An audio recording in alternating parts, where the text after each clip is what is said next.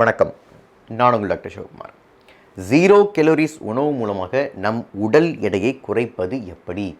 இதை பார்க்குறதுக்கு முன்னாடி 0 கலோரிஸ் உணவு அப்படின்னு ஒன்று இருக்கா அப்படின்னு கேட்டிங்கன்னா இருக்குது, ஆனால் இல்லை. என்ன சார் சொல்ல வரீங்க அப்படி கேட்டிங்கன்னா, இந்த வீடியோ பாருங்கள். 0 கலோரிஸ் உணவு அப்படின்னு ஒன்று இருக்கா, அப்படி இருந்தால் அதை எடுத்துக்கிறது மூலமாக நம் உடல் எடையை குறைக்க முடியுமா அப்படிங்கிறத பற்றி தெளிவாக உங்களுக்கு புரியும்.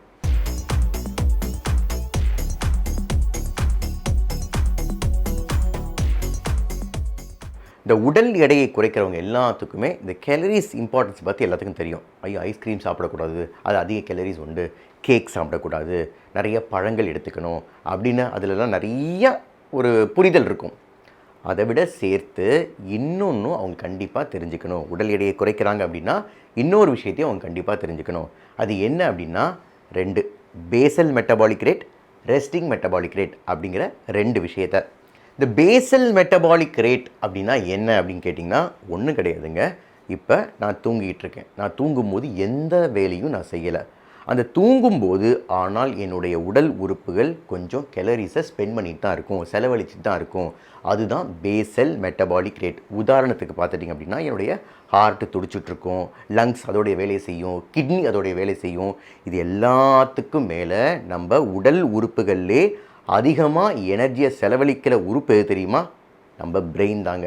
பிரெயின் அவ்வளோ எனர்ஜியை சும்மா இருக்கும்போதே செலவழிக்கும். இதுதான் பேசல் மெட்டபாலிக் ரேட். அதாவது ஒருவர் தூங்கும்போது எந்த வேலையும் செய்யாமல் ஒருவர் தூங்கும்போது செலவழிக்கிற எனர்ஜி தான் பேசல் மெட்டபாலிக் ரேட். சரி சார், ரெஸ்டிங் மெட்டபாலிக் ரேட்னால் என்ன அப்படின்னு கேட்டிங்கன்னா, அவர் முழிச்சிருக்கும்போது சப்போஸ் அவர் டிவி பார்த்துட்ருக்காரு, ரிமோட் அப்பப்போ ப்ரெஸ் பண்ணுவார், யாராவது வந்தாங்க அப்படின்னா பேசுவார், இல்லை டாய்லெட் போயிட்டு வருவார், இல்லை தண்ணி குடிச்சு வருவார்.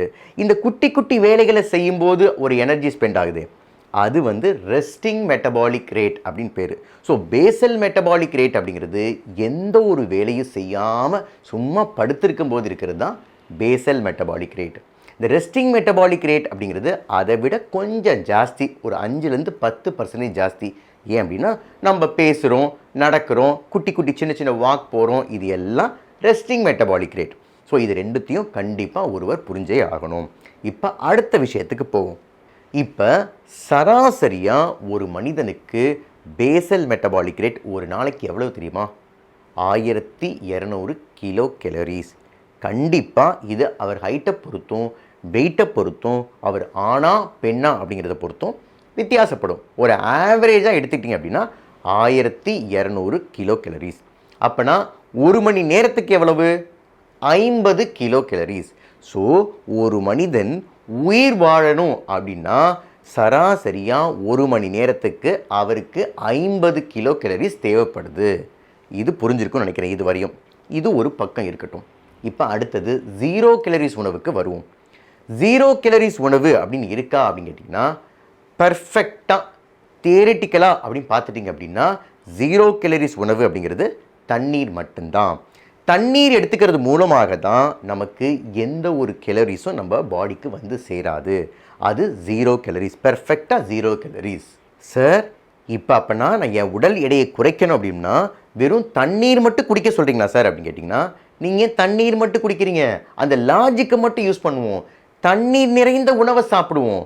நான் இப்போ சொல்ல போகிற உணவுகள் எல்லாத்துலேயுமே கிட்டத்தட்ட 90% அதிகமாக தண்ணீர் மட்டும்தான் இருக்குது. அது மட்டும் இல்லாமல் 100 கிராம் எடுத்துக்கிறது மூலமாக, இந்த உணவுகளை 100 கிராம் எடுத்துக்கிறது மூலமாக நமக்கு கிடைக்க போகிற கேலரிஸ் வெறும் 20 கிலோ கேலரிஸ் தான்.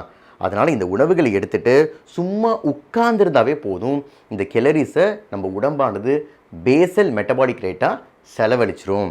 இது எல்லாத்துக்கும் மேலே இந்த உணவுகள் எல்லாமே ஹெல்த்தியான உணவுகள். ஸோ நம்ம அது என்னென்ன உணவுகள் அப்படிங்கிறத இப்போ பார்ப்போம். நம்ம பார்க்க போகிற நம்பர் 1 உணவு ஒயிட் பம்கின், வெள்ளை பூசணிக்காய். 100 கிராம் வெள்ளை பூசணிக்காயில் கிட்டத்தட்ட 96 கிராம் தண்ணீர் தான் இருக்குது. அதாவது 96% நீர்ச்சத்து தான். அதே 100 கிராமில் எவ்வளோ கேலரிஸ் நமக்கு கிடைக்குது? வெறும் 13 கிலோ கேலரிஸ் தாங்க. அதாவது இது எடுத்துகிட்டு சும்மா உட்கார்ந்துருந்தாவே போதும், 10 நிமிஷத்தில் நம்ம உடம்பானது அதை பேசல் மெட்டபாலிக் ரேட்டாக செலவழிச்சிரும். இதுக்கு மேலே ஃபைபர்ஸ் எவ்வளவு இருக்குது அப்படின்னா 3 கிராம் இருக்குது. அதனால் மலச்சிக்கலுக்கு இது ஒரு சிறந்த உணவு.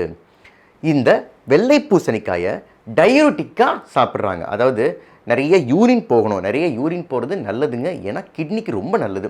அதனால் டயூரிட்டிக்காகவே இந்த வெள்ளை பூசணிக்காயை சாப்பிட்றாங்க. நம்பர் 2, பாட்டில் கார்ட் சுரைக்காய். 100 கிராம் சுரைக்காயில் கிட்டத்தட்ட 96 கிராம் நீர்ச்சத்து தான் இருக்குது. 100 கிராம் எடுத்துக்கிறது மூலமாக நமக்கு கிடைக்கக்கூடிய கேலரிஸ் 14 கிலோ கேலரிஸ் தான். அது மட்டும் இல்லாமல் இந்த சுரைக்காய் எடுத்துக்கிறது மூலமாக நம்ம ரத்தத்தில் ட்ரைக்ளிசரைட் அளவை குறைக்கும் தன்மை இதுக்கு உண்டு. அடுத்த உணவு நம்பர் 3, குக்கும்பர் வெள்ளரிக்காய். 100 கிராம் வெள்ளரிக்காயில் 95 கிராம் தண்ணீர் தான் இருக்குது. எவ்வளோ கிலோ கேலரிஸ் நமக்கு கிடைக்குது அப்படின்னா வெறும் 15 கிலோ கேலரிஸ் தான் நமக்கு கிடைக்குது.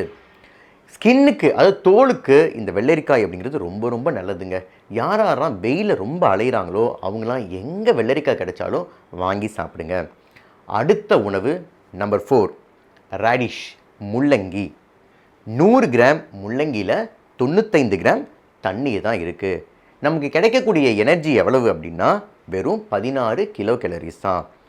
ஹெப்படோ ப்ரொடெக்டிவ் எஃபெக்ட் இதற்கு உண்டு. அதாவது நம்ம கல்லீரலை பாதுகாக்கக்கூடிய தன்மை இந்த முள்ளங்கிக்கு உண்டு. அடுத்த உணவு நம்பர் 5, டொமேட்டோ தக்காளி. 100 கிராம் தக்காளியில் 94.5 கிராம் தண்ணீர் தான் இருக்குது. எவ்வளோ கேலரிஸ் நமக்கு கிடைக்குது அப்படின்னா 18 கிலோ கேலரிஸ். 100 கிராமுக்கு 18 கிலோ கேலரிஸ் நமக்கு கிடைக்குது. அது மட்டும் இல்லாமல் தக்காளியோட கலரை பார்த்தாவே நமக்கு தெரியும் கண்டிப்பாக ஆன்டி ஆக்சிடென்ட் அதிகமாக இருக்குது அப்படின்னு.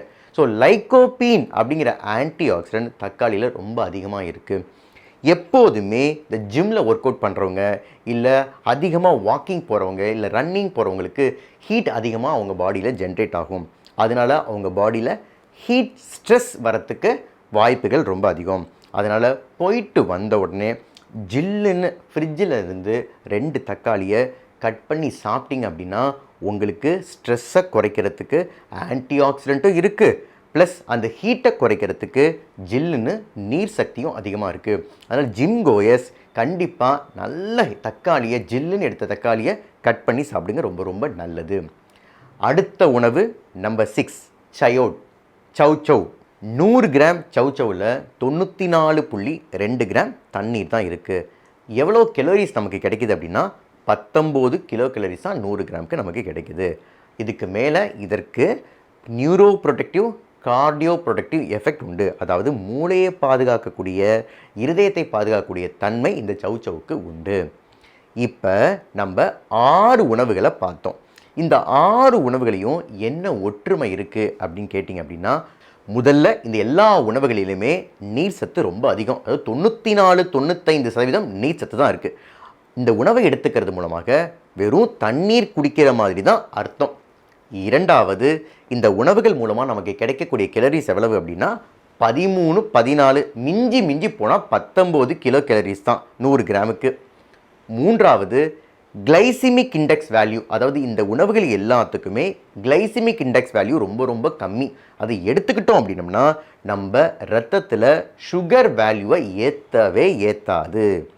நான்காவது, இந்த உணவுகள் எல்லாத்துக்குமே விட்டமின்ஸ், மினரல்ஸ், ஆன்டி ஆக்சிடென்ட் ஜாஸ்தி தான். ஐந்தாவது, எல்லாராலையும் வாங்கக்கூடியது, எளிதில் கிடைக்கக்கூடியது. அதனால் வீட்டில் இருக்கும்போதும் இல்லை ஆஃபீஸில் ஒர்க் பண்ணிவிட்டு உட்காந்து வேலை செய்யும் போதும் இது எல்லாத்தையும் கட் பண்ணிவிட்டு பெப்பர் அண்ட் சால்ட் போட்டு வச்சு சாப்பிட்டுக்கிட்டு இருந்தீங்க அப்படின்னா 1 மணி நேரத்தில் இந்த எனர்ஜி எல்லாமே பேசல் மெட்டபாலிக் ரேட்டாக உங்கள் உடம்பு செலவழிச்சிரும். அதாவது ஆஃபீஸை விட்டு வெளியே வரத்துக்குள்ளே இந்த கேலரிஸ் எதுவுமே உங்கள் உடம்புல மிஞ்சாது. ஸோ ப்ராக்டிக்கலாக பார்த்துட்டிங்க அப்படின்னா இது எல்லாமே 0 கேலரிஸ் உணவு தான். சாலிட் ஃபுட்ஸை பார்த்துட்டோம். Almost 0 calories. லிக்விட் ஃபுட்ஸ் ஏதாவது இருக்கா அப்படின்னு கேட்டிங்க அப்படின்னா black coffee, black tea, lemon water, tender coconut water, இது எல்லாத்துக்குமே கிலோ கேலரிஸ் 20 கிலோ கேலரிஸ்க்கு கீழே தான். அதையும் அடிக்கடி நீங்கள் எடுத்துக்கலாம். ஸோ நான் இப்போ சொன்ன உணவுகளை அடிக்கடி நீங்கள் உணவு பழக்கத்தில் சேர்த்துக்கிறது மூலமாக உங்கள் உடல் எடை கண்டிப்பாக சீக்கிரமே குறைஞ்சிரும்.